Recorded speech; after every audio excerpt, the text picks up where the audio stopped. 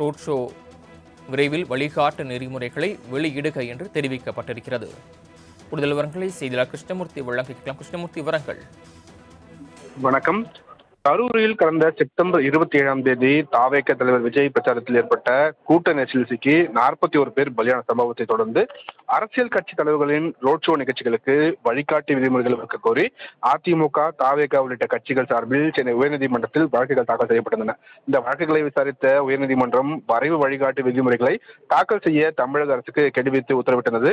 இதையடுத்து இந்த வழக்கை விசாரித்த தலைமை நீதிபதி அமர்வு தமிழக அரசு தரப்பில் கூடுதல் தலைமை வழக்கறிஞர் ரவீந்திரன் ஆஜராகி அரசியல் கட்சிகள் நடத்தக்கூடிய இந்த பொதுக்கூட்டங்கள் ரோட் ஷோகளுக்கு கடைபிடிக்க வேண்டியது தொடர்பான வரைவு வழிகாட்டு நெறிமுறைகளை நீதிமன்றத்தில் தாக்கல் செய்திருந்தார்.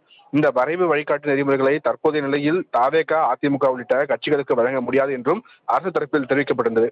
இதற்கு தாவேக உள்ளிட்ட கட்சிகள் தரப்பில் எதிர்ப்பு தெரிவிக்கப்பட்ட போது தங்களுக்கு வரைவு வழிகாட்டு நெறிமுறைகளை வழங்க வேண்டும் என்று நீதிபதிகளிடம் பல்வேறு கோரிக்கைகள் வைக்கப்பட்டது. இதையடுத்து தலைமை நீதிபதி தமிழக அரசு வகுத்துள்ள வரைவு வழிகாட்டு நெறிமுறைகளை வழக்கு தொடர்ந்திருந்த அதிமுக, தாவேக மற்றும் தேசிய மக்கள் சக்தி கட்சி உள்ளிட்டோருக்கு வழங்க வேண்டும் என்று தமிழக அரசுக்கு கடந்த விசாரணையின் போது உத்தரவிட்டிருந்தார்.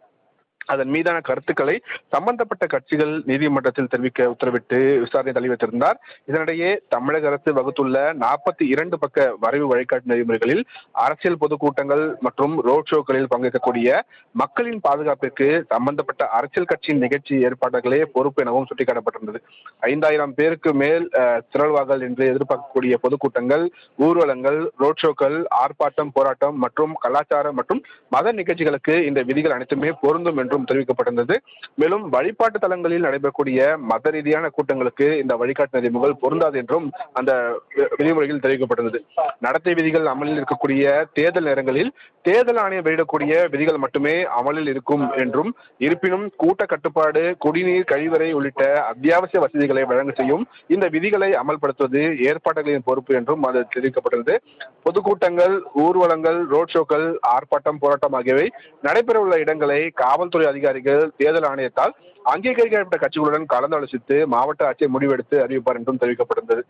இது மாதிரியான நிகழ்வுகளில் மக்கள் எவ்வளவு பேர் பங்கேற்க முடியும் என்பதை பொதுப்பணித்துறை பொறியாளர் சம்பந்தப்பட்ட பகுதியை ஆய்வு செய்து சான்றிதழ் அளிக்க வேண்டும் என்றும், அதற்கு நிகழ்ச்சி ஏற்பாடுகள் பொதுப்பணித்துறையிடம் விண்ணப்பிக்க வேண்டும் என்றும் தெரிவிக்கப்பட்டது.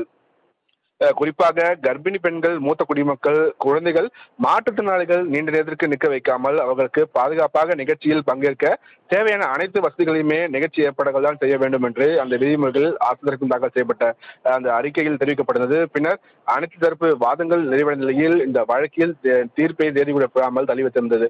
இன்றைய தினம் இந்த வழக்கில் தீர்ப்பளித்த தலைமை நீதிபதி MM ஸ்ரீவத்சவா மற்றும் நீதிபதி அருள்முருகன் அடங்கிய அமர்வு அரசியல் கட்சிகளின் ஆலோசனைகளை பரிசீலித்து விரைவில் இறுதி வழிகாட்டு நெறிமுறைகளை வெளியிட வேண்டும் என்று தற்போது உத்தரவிட்டிருக்கிறார்கள். மேலும் வழிகாட்டு நெறிமுறைகள் தொடர்பாக ஆட்சேபங்கள் இருந்தால் அவற்றை எதிர்த்து வழக்கு தாக்கல் செய்யலாம் எனவும் ஒரு தளர்வை கொடுத்து நீதிபதிகள் உத்தரவிட்டிருக்கிறார்கள். வருகிற ஜனவரி 2026 5ஆம் தேதிக்குள் இந்த முடிவுகளை அறிவிக்க வேண்டும் என்று தமிழக அரசுக்கு தலைமை நீதிபதி அமர்வு உத்தரவிட்டிருக்கிறது. சரவணன், தாங்கள் வழங்கிய விரிவான தகவல்களுக்கு நன்றி கிருஷ்ணமூர்த்தி.